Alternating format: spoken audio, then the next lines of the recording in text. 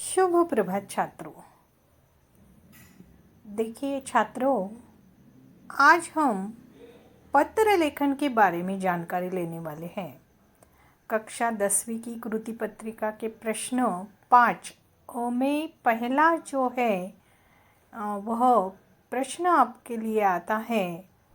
पत्र लिखने के लिए 2 विषय इसमें आपको दिए जाते हैं। एक विषय अनौपचारिक पत्र से संबंधित होता है और दूसरा औपचारिक पत्र से। साथ ही यह सूचना होती है कि पत्र कौन किसे लिख रहा है और पत्र का विषय क्या है। दोनों पत्रों में से कोई एक पत्र आपको लिखना होता है और इसके लिए आपको 5 अंक दिए जाते हैं। तो पत्र के द्वारा देखिए छात्रों, पत्रों के द्वारा हम अपनी भावनाओं और अपने विचारों को शब्दों के माध्यम से लिखित रूप में किसी व्यक्ति तक पहुंचाते हैं। आज अपनी भावनाओं और विचारों को दूसरों तक पहुंचाने के लिए तीव्र गति वाले उपकरणों का प्रचार बहुत तेजी से हो रहा है। डिजिटल युग है और इसमें इस प्रकार की बातें हो रही है, लेकिन फिर भी पत्र लेखन जो है, ऐसी हालत में पहले की अपेक्षा आजकल पत्र लिखने की आवश्यकता बहुत कम पड़ती है। फिर भी अपने खास व्यक्तियों, संबंधियों, मित्रों, व्यावसायिक कार्यों तथा सरकारी कामकाज के लिए पत्र लिखने की आवश्यकता कभी कभी होती ही है। तो पत्र लेखन एक कला है। अपने विचारों को संक्षेप में प्रभावकारी ढंग से विषय के अनुरूप भाषा का प्रयोग कर पाना एक प्रकार का हुनर है, एक प्रकार का कौशल्य है।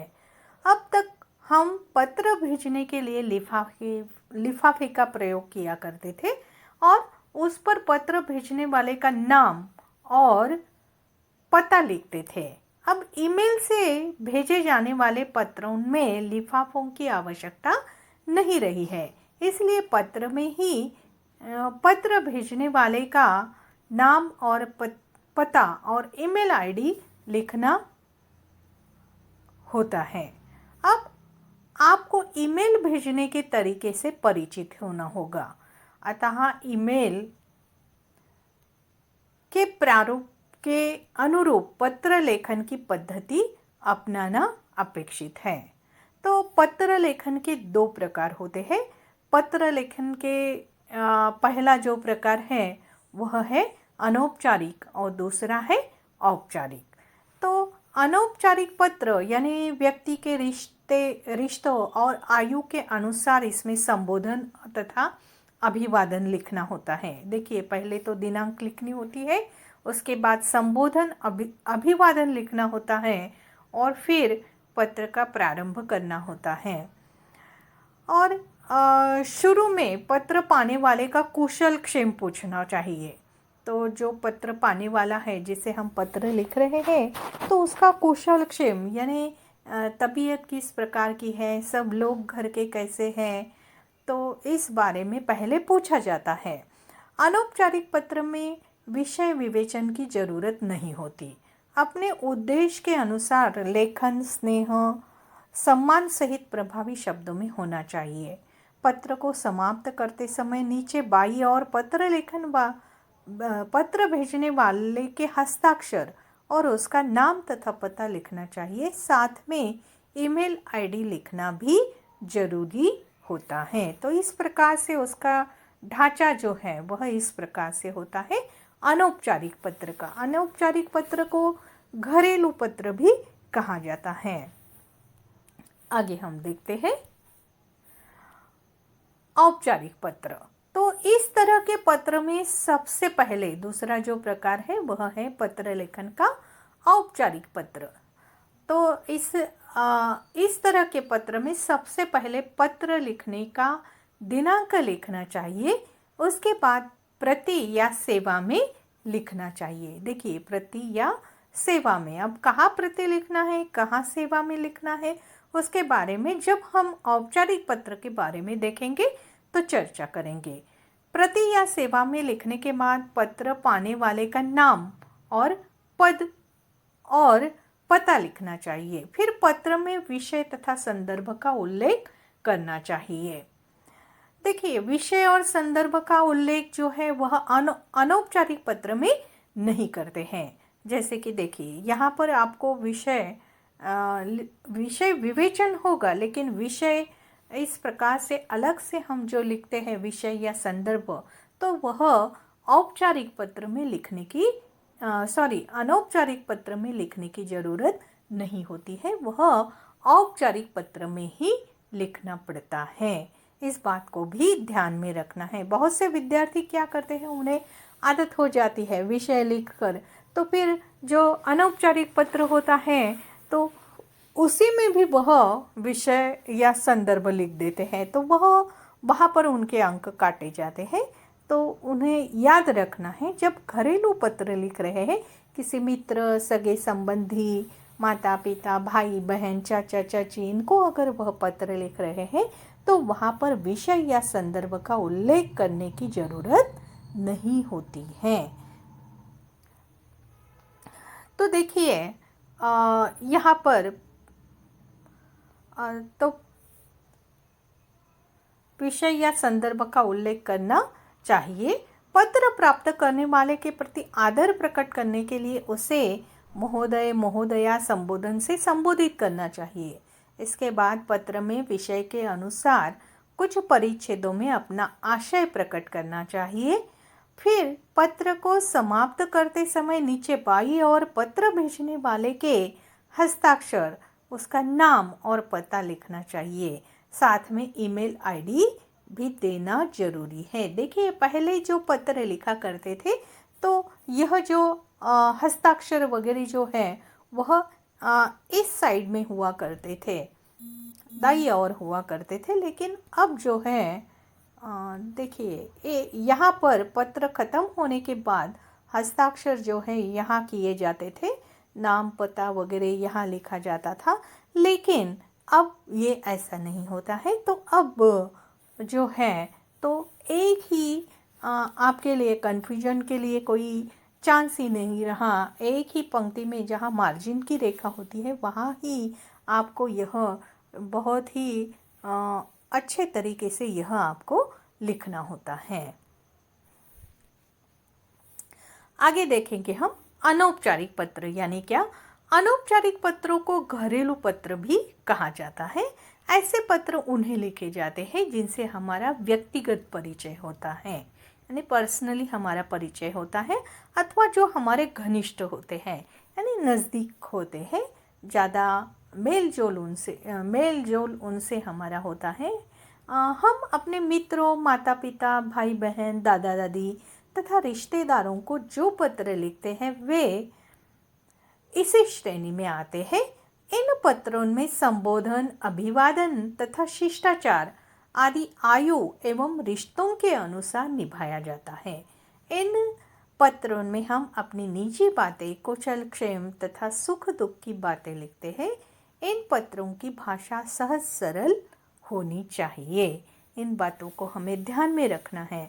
तो मित्र है तो प्रिय मित्र वगैरह, तो इस प्रकार से हमें लिखना होता है, नमस्ते वगैरह। और अगर बड़े हैं तो फिर हमें उनके हिसाब से ये संबोधन, अभिवादन हमें करना पड़ता है। शिष्टाचार उस प्रकार से आयु के हिसाब से और रिश्तों के हिसाब से हमें लिखना होता है। चलो हम आगे देखेंगे पत्र के नमूने। अनौपचारिक पत्र का नमूना यहाँ पर आपको दिया गया है ताकि आपको समझ में आ जाए कि अनौपचारिक पत्र किस प्रकार से लिखे जाते हैं। यहाँ पर देखिए विषय दिया गया है आपको, रंजना मांजरेकर, महेंद्र कुटीर, सुभाष चंद्र मार्ग, ठाणे से नागपुर में पढ़ रहे अपने छोटे भाई नीरज को परीक्षा की तैयारी हेतु पत्र लिखती है। देखिए, आपको जो प्रश्न पत्र में प्रश्न दिया जाता है पत्र लेखन के लिए, तो आप बहुत जल्दी करते हैं या तो कंफ्यूज होते हैं या पत्र के विषय को ठीक से पढ़ते नहीं हैं, और इसीलिए आपकी समझ में नहीं आता है कौन किसे पत्र लिख रहा है और आप उल्टा सुल्टा कर देते हैं। यानी जो पत्र लिख रहा है उसकी जगह आप जिसे पत्र भेजा जा रहा है उसका ही नाम लिख देते हैं और वहाँ पर आपके अंक काटे जाते हैं। तो आपको इस बात को ध्यान रखना है, ये गलती आपसे न हो। और यह गलती कब नहीं होगी? जब आप पत्र के विषय को ध्यान से पढ़ेंगे। तो देखिए यहाँ पर हम इस विषय को गौर से देखते हैं ताकि आपको भी समझ में आ जाए कि किस प्रकार से हमें पत्र के विषय को समझना है। देखिए यहाँ पर विषय है रंजन रंजना मांजरेकर, यानी ऑब्लिक में दिया गया है रंजन या रंजना मांजरेकर। तो जो लड़कियां हैं, जो छात्राएं हैं, वह रंजना मांजरेकर के नाम से पत्र लिखेंगी और जो लड़के हैं, छात्र हैं, तो वह रंजन के नाम से पत्र लिखेंगे। तो यह जो है विषय देखिए, रंजन रंजना मांजरेकर हेमेंद्र कुटीर सुभाष चंद्र मार्ग ठाणे से, यानी आपकी समझ में आना चाहिए ठाणे से पत्र यह लिखा जा रहा है नागपुर में, और वह भी किसे? नागपुर में पढ़ रहे अपने छोटे भाई नीरज को। तो इतनी बात आपकी समझ में आनी चाहिए कि अब रंजना मांजरेकर हेमेंद्र कुटीर सुभाष चंद्र मार्ग ठाणे से, यानी ठाणे से यह पत्र रंजना, लड़का है लड़की है तो रंजना और लड़का है तो रंजन पत्र लिख रहा है। और वह भी कहाँ से? तो हेमेंद्र कुटीर सुभाष चंद्र मार्ग ठाणे से। किसे लिख रहा है? तो अपने छोटे भाई नीरज को। तो देखिए रंजना भी है तो अपने छोटे भाई नीरज को, और रंजन भी है तो अपने छोटे भाई नीरज को पत्र लिख रहा है। और नीरज जो है वह कहाँ पढ़ रहा है? नागपुर में। यहाँ पर दिया गया है नागपुर में पढ़ रहे अपने छोटे भाई नीरज को परीक्षा की तैयारी हेतु। देखिए आगे विषय भी क्लियर है कि परीक्षा की तैयारी हेतु, यानी उसकी परीक्षा नजदीक आ रही है और अपने छोटे भाई को मार्गदर्शन करते हुए परीक्षा की तैयारी कैसी करनी चाहिए इसके लिए मार्गदर्शन करते हुए यह पत्र लिख रहा है रंजन या रंजना मांजरेकर। तो देखिए वह पत्र लिखती है, यहाँ पर लिखता ऑब्लिक लिखती है, इसीलिए आता है कि लड़का है तो लिखता है और लड़की है तो लिखती है। यहाँ पर देखिए शुरू में आपको क्या करना है? तो तिथि जो है दिनांक, और वह भी किस प्रकार से लिखनी है? 12 नवंबर 2020। तो जो भी है यानी 2020 और जो भी तिथि है दिनांक है वह लिखनी है। और उसके आगे हमें माह का, महीने का नंबर नहीं लिखना है बल्कि उस महीने का नाम लिखना है। उसके बाद कॉमा यानी अल्प विराम लगाना हमें नहीं भूलना है। उसके बाद देखिए प्रिय भाई नीरज। अब छोटा भाई है और इसीलिए इसे कहा गया है प्रिय भाई नीरज मधुर प्यार, यानी मीठा प्यार। तो छोटा है इसलिए उसे प्यार दिया गया है। तो आगे देखिए किस प्रकार से लिखा है। यहाँ आप परिच्छेद भी बना सकते हैं। मधुर प्यार के बाद पूर्ण विराम लगाकर फिर बहुत ये शब्द जो लिखा है यहाँ पर, तो इसे आप यहाँ से दिनों से भी, यहाँ से भी शुरू कर सकते हैं। इसको यहाँ से हम शुरू कर सकते हैं, यानी ये यहाँ जो है परिच्छेद बन जाएगा। और अगर इस प्रकार से भी लिखा तो भी चल जाएगा। तो देखिए बहुत दिनों से तुम्हारा कोई पत्र नहीं आया, क्या क्या कारण है? आशा है परीक्षा की तैयारी में लगे होंगे। नीरज तुम स्वयं समझदार हो, फिर भी मैं तुम्हें कुछ बताना चाहती हूँ। अब चाहती हूँ दोनों भी आपको नहीं लिखना है। आप अगर लड़का है तो चाहता हूँ लिखना है, लड़की है तो चाहती हूँ लिखना है। घर के सभी सदस्यों को तुमसे बहुत आशाएं हैं। अर्धवार्षिक परीक्षा में तुम्हारा रिजल्ट अच्छा नहीं रहा, यानी फर्स्ट टर्म में तुम्हारा जो रिजल्ट है वह, यानी तुम्हें अच्छे मार्क्स नहीं रहे मिले, इससे माता पिताजी को बहुत बड़ा दुख पहुंचा।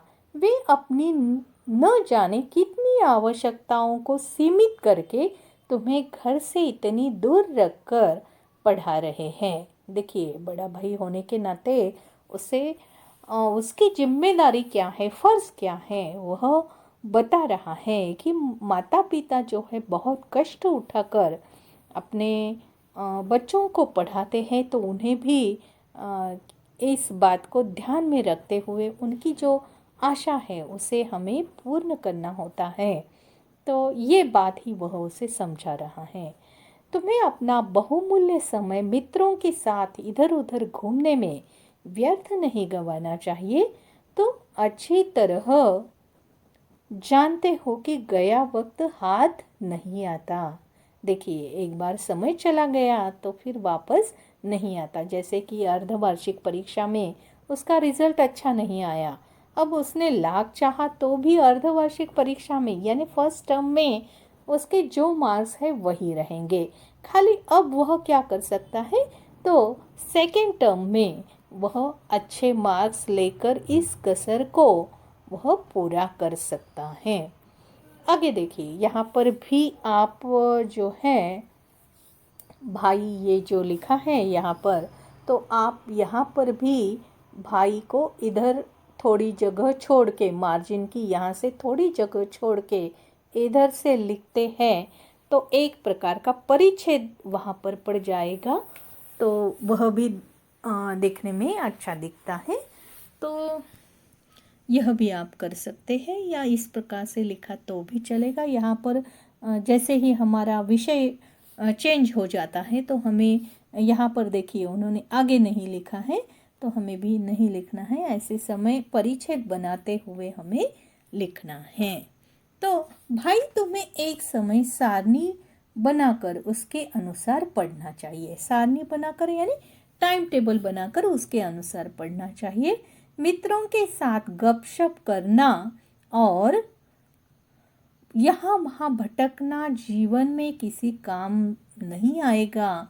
अपना एक लक्ष्य बनाओ और उसे प्राप्त करने के लिए हर संभव प्रयास करो। तो अपना कुछ एम होना चाहिए, लक्ष्य होना चाहिए, और उसे प्राप्त करने के लिए हमें प्रयास भी करने चाहिए।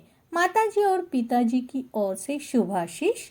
पत्र लिखना। तुम्हारा बड़ा भाई, तुम्हारी बड़ी बहन, तो जो भी है, भाई है तो भाई लिखना, बहन है तो बहन लिखना। रंजन मांजरेकर या रंजना मांजरेकर, दोनों में से एक लिखना है।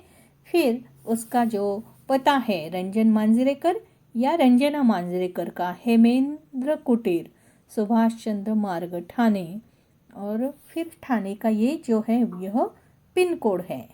देखिए, ये जो है यह ठाणे का पिन कोड है, तो ये पिन कोड भी आपको याद करनी चाहिए और फिर यहाँ पर लिखना चाहिए। और इस प्रकार से आपको यहाँ पर फिर ये abc@xyz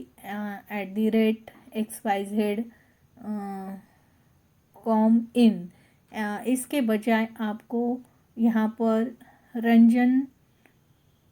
रंजन ऑब्लिक मांजरेकर और .com करते हुए यह ईमेल आईडी आपको यहाँ पर तैयार करना है। तो इस प्रकार से ईमेल आईडी लिखे बगैर आपका पत्र जो है वह कंप्लीट नहीं हो सकता। इस बात को आपको ध्यान में रखना है। अगर आप इसमें से कुछ छोड़ देते हैं, जैसे ईमेल आईडी वगैरह बनाना या नीचे कुछ, हर एक स्टेप के लिए मार्क्स हैं। जैसे कि दिनांक के लिए, फिर प्रिय भाई नीरज, मधुर प्यार, इसके लिए भी अंक है। आखिरी जो है हेमेंद्र, ये रंजना मांजरे, तुम्हारा बड़ा भाई, तुम्हारी बड़ी बहन रंजना मांजरेकर, इसके लिए भी आपको अंक है। फिर बाद में ये हेमेंद्र कुटीर, सुभाष चंद्र मार्ग, ठाणे, ईमेल आईडी, इसके लिए अंक है। अगर ये स्टेप में से आप कोई स्टेप्स छोड़ देते हैं तो आपके अंक जो हैं वह कम हो जाते हैं। इस बात को आपको ध्यान में रखना है। और उसके साथ ही यहाँ पर देखिए जो इन्होंने पत्र का जो अंत जो किया है तो किस प्रकार से शेवट जिसे हम कहते हैं किस प्रकार से किया है। माताजी और पिताजी की ओर से शुभाशीष पत्र लिखना। तो इस प्रकार से हमें अंत भी उसका करना आना चाहिए। तो इन बातों को आपको ध्यान में रखते हुए पत्र लिखना है, तभी आपको पूरे अंक जो हैं वह प्राप्त होते हैं। आगे देखिए, दूसरा विषय दिया गया है अनुराग छात्रावास, महात्मा गांधी मार्ग, नागपुर से विजया भालेराव अपने जीवन स्वप्न का वर्णन करते हुए अपने पिताजी को पत्र लिखती हैं। तो देखिए, अनुराग छात्रावास यानी जो हॉस्टल है अनुराग छात्रावास, महात्मा गांधी मार्ग, नागपुर, यहाँ पर से विजया भालेराव अपने जीवन लक्ष्य यानी जीवन का स्वप्न जो है, लक्ष्य जो है, एम जो है, उसका वर्णन करते हुए कि आगे वह क्या करना चाहते हैं, यह इसका एम जो है वह अपने पिताजी को बताते हुए पत्र लिखते हैं। तो पहले आपको विषय ठीक से समझना चाहिए ताकि आप पत्र जो है वह बराबर लिख सके, ठीक से लिख सके।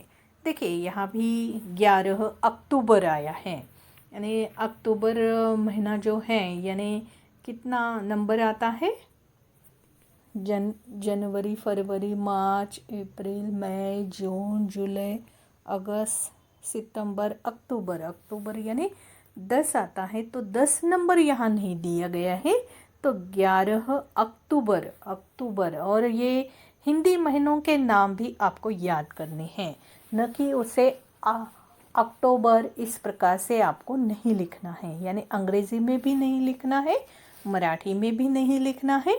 हिंदी के लिए कुछ अलग से उसके नाम हैं, जैसे जनवरी, जानेवारी को हम जनवरी कहते हैं, जनवरी, फरवरी, मार्च, अप्रैल, मई, जून, जुलाई, अगस्त, सितंबर, अक्टूबर, नवंबर, दिसंबर।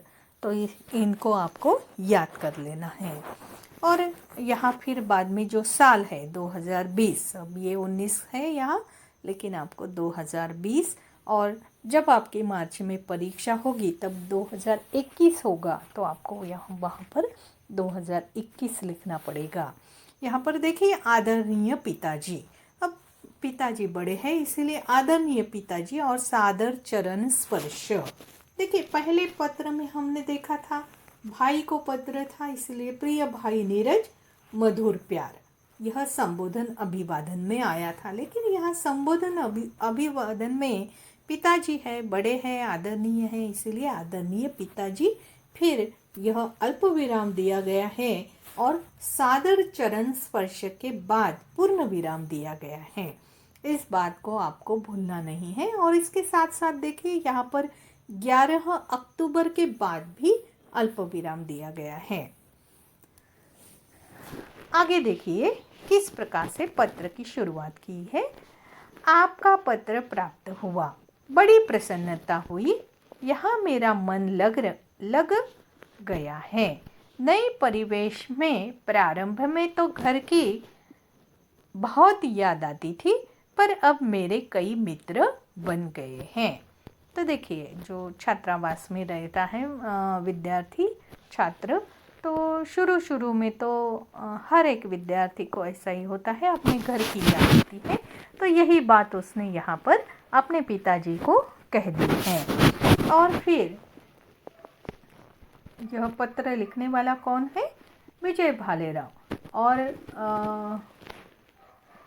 लड़की है, छात्रा है, तो विजया भालेराव।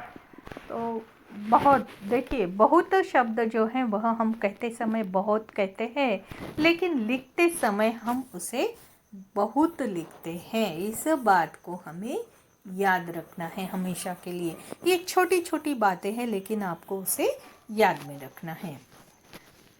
तो देखिए यहाँ पर इस प्रकार से वह कहता, आगे क्या कहता है, लिखता है, पिताजी, आपने अपने पत्र में मुझसे पूछा है कि मैं भविष्य में क्या बनना चाहता हूँ, मेरे जीवन का लक्ष्य क्या है।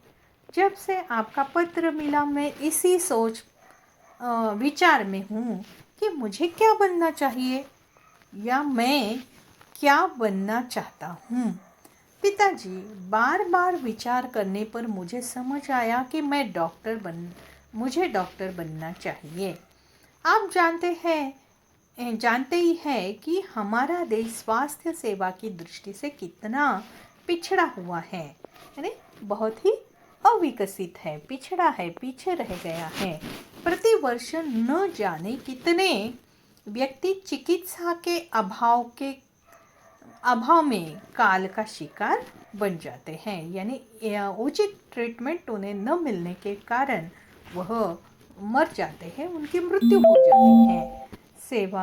मुझे सेवा भाव से ओतप्रोत यह व्यवसाय बचपन से ही आकर्षित करता रहा है, यानी इस पेशे में, इस व्यवसाय में एक प्रकार से मरीजों की सेवा होती है, और इसीलिए मुझे बचपन से ही यह जो है व्यवसाय वह आकर्षित करता रहा है, अट्रैक्ट करता रहा है। इसी पेशे को अपनाकर मैं समाज की बहुत अच्छी तरह सेवा कर पाऊंगा, साथ ही एक सम्मानित जीवन भी व्यतीत कर पाऊंगा। इसलिए मैंने निश्चित कर लिया है कि मैं खूब पढ़ाई करूंगा और परीक्षा में अच्छे अंक प्राप्त करूंगा। माताजी को सादर प्रणाम कहिए, पत्र दीजिए आपका पुत्र, यानी माताजी को भी सादर प्रणाम कीजिए, कहिए और उन्हें पत्र दीजिए, आपका पुत्र विजय भालेराव। और फिर 2 अनुराग छात्रावास, फिर वह जहाँ रहता है उसका पता यहाँ पर है, महात्मा गांधी मार्ग, नागपुर, यानी उसके हॉस्टल का पता यहाँ है, और नागपुर का पिन कोड आगे दिया गया है, और नीचे फिर ईमेल आईडी तैयार की गई है। तो इस प्रकार से आपको पत्र लिखना है, आपको याद रखना है। देखिए यहाँ पर जो कितना अच्छे से पत्र लिखा गया है, ये जो पंक्तियाँ जो हैं वह एक प्रकार से एक लाइन में आनी चाहिए। उसके बाद यहाँ पर भी देखिए एक लाइन में यह आ गई है, इधर उधर नहीं हुई है। और नीचे भी देखिए आप किस प्रकार से ये जो है ये एक ही लाइन में लिखा गया है, न कि इधर उधर। तो इन बातों को आपको ध्यान में रखना है। ये बातें भी आपको जब अंकदान दिया जाता है, अंक दिए जाते हैं, तो इन बातों की और भी ध्यान जो पेपर जांचने वाले होते हैं तो वो देते हैं, और उसके अनुसार आपको अंक मिलते हैं। तो यहाँ पर आपको 2 नमूने जो हैं अनौपचारिक पत्र के, यानी घरेलू पत्र के, वह दिए गए हैं, और उसके आधार पर ही, यानी उसे समझते हुए ही आपको स्वाध्याय के लिए यहाँ पर विषय दिया गया है, और वह विषय है शिरडी का अपूर्वा कठाले। देखिए शिरडी का अपूर्वा कठाले, यानी शिरडी में रहने वाले अपूर्व लड़के का नाम है, और अपूर्वा कठाले यह जो है लड़की का नाम है। कठाले हाई स्कूल परीक्षा में प्रथम आने पर बधाई देते हुए अपने मित्र सहेली उदया को पत्र लिखती हैं। अब देखिए यहाँ पर विषय दिया गया है, जैसे मित्र को या सहेली को पत्र लिखा जा रहा है। मित्र अपूर्व है तो वह मित्र को पत्र लिखेगा, अपूर्वा कठाले अपनी सहेली को पत्र लिखेगी, और विषय है कि हाई स्कूल की परीक्षा में वह प्रथम आया है। तो इस विषय पर यह पत्र आपको लिखना है और किस प्रकार से आपको बधाई देनी है आपको सोचना है। अब मित्र के लिए पत्र लिखना है तो किस प्रकार से लिखा जाएगा, ये आपको यहाँ पर आपने देखा है कि अनौपचारिक पत्र का नमूना किस प्रकार से है, यानी तिथि लिखनी है, फिर मित्र है तो प्रिय मित्र, नमस्ते वगैरह या बहुत प्यार, इस प्रकार से शुरुआत करते हुए, फिर बाद में कुशल मंगल पूछते हुए, फिर बाद में किस प्रकार से उसको हाई स्कूल की परीक्षा में वह प्रथम आया है, यानी कक्षा 8वीं का वह विद्यार्थी होगा, 8वीं 9वीं का, तो उस परीक्षा में वह प्रथम आया है और इसीलिए आप उसे बधाई देते हुए, या 10वीं 8वीं 10वीं की परीक्षा में वह प्रथम आया है तो आपको उसे बधाई देते हुए फिर यह पत्र लिखना है और फिर बधाई देनी है, यानी उसका अभिनंदन यहाँ पर आपको करना है कि उसने कुछ अच्छा काम जो किया है। तो उसे वहाँ पर आप ये भी सवाल पूछ सकते हैं कि किस प्रकार से आपने तैयारी की, किस प्रकार से अच्छे अंक लिए, जो आप मुझे पत्र लिखकर भेजेंगे तो मेरे लिए भी यह मार्गदर्शक साबित हो सकता है। और इस प्रकार से फिर आपका मित्र, फिर बाद में मित्र का नाम क्या है, कौन है पत्र लिखने वाला, तो अपूर्व, आपका मित्र अपूर्व, और फिर बाद में उसका जो यहाँ पर पता तो है नहीं लेकिन आप मन से लिख सकते हो, और फिर ईमेल आईडी जो है अपूर्व की यहाँ पर तैयार करनी है और फिर पत्र को समाप्त करना है। तो देखेंगे कौन विद्यार्थी सबसे अच्छा पत्र लिखता है। आगे की तासिका में हम औपचारिक पत्रों के बारे में जानकारी लेंगे।